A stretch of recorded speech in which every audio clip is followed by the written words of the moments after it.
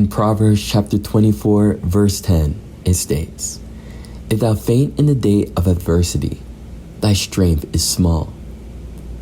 But what is the day of adversity? Let's back up to talk about how God may view a day first.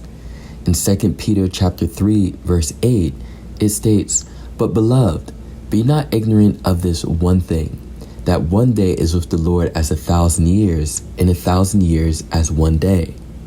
This scripture marks the perception of time from the perspective of an eternal God.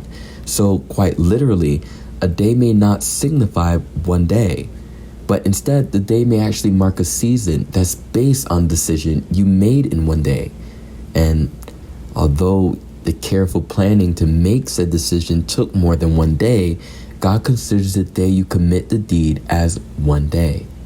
A quick example of this is found through the discovery of David's act of adultery, which, although the act seemed brief compared to David's long-standing punishment from God, the punishment of said sin followed King David throughout his life, as stated in 2 Samuel chapter 12, verse 10.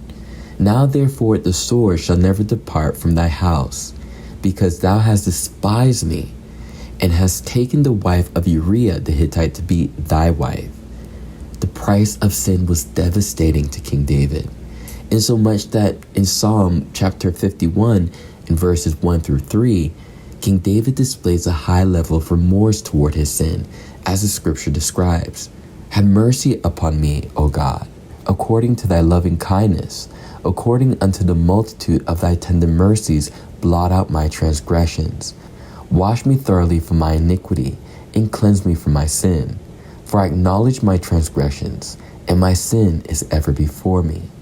So, now that we understand how one sin can stop our blessing, let's talk about the day of adversity, which may take place in one day, but last for a season.